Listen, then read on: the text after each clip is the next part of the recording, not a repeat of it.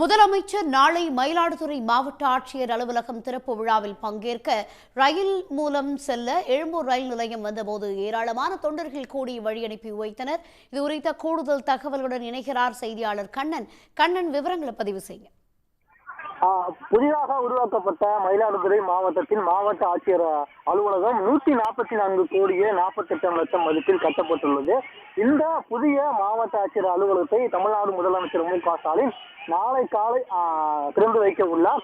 இதற்கான அரசு விழாவில் கலந்து கொள்வதற்காக சென்னை எழும்பூரில் இருந்து திருச்செந்தூர் விரைவு ரயிலில் முதல்வர் மு.க.ஸ்டாலின் தற்போது சென்னை எழும்பூர் திருச்செந்தூர் விரைவு ரயிலில் மயிலாடுதுறை செல்ல உள்ளார்.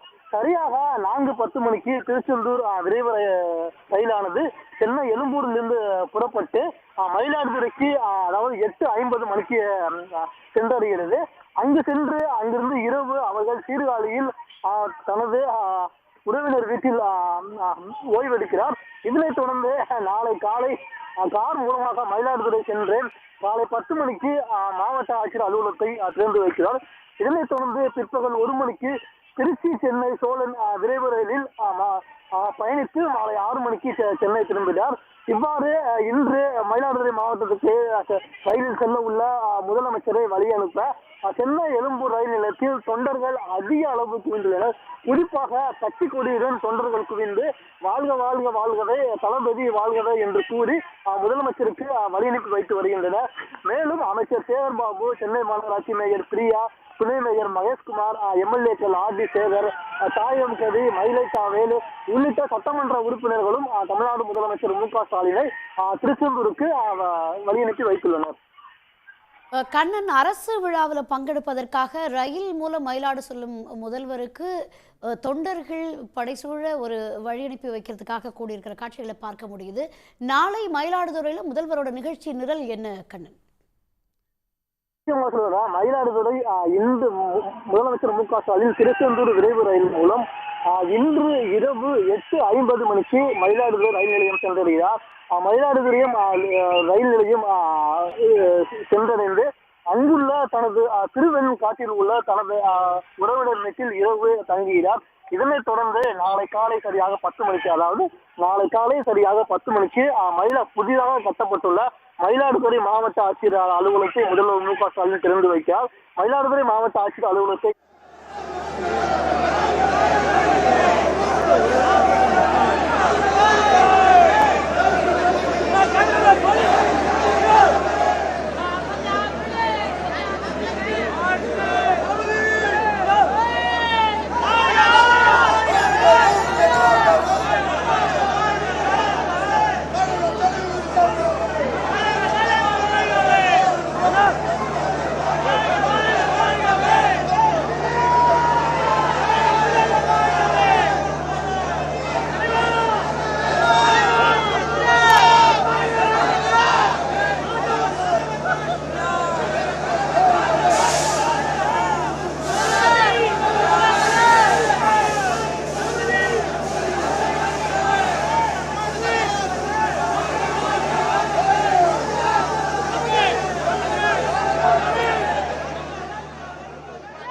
அரசு விழாவில் பங்கேற்பதற்காக சென்னையிலிருந்து ரயில் மூலம் முதலமைச்சர் மு.க.ஸ்டாலின் மயிலாடுதுறைக்கு புறப்பட்டு இருக்கிறார். அவரை வழியனுப்ப வழிநடுகிலும் தொண்டர்கள் தற்போது அங்கு குவிந்திருப்பதை காண முடிகிறது.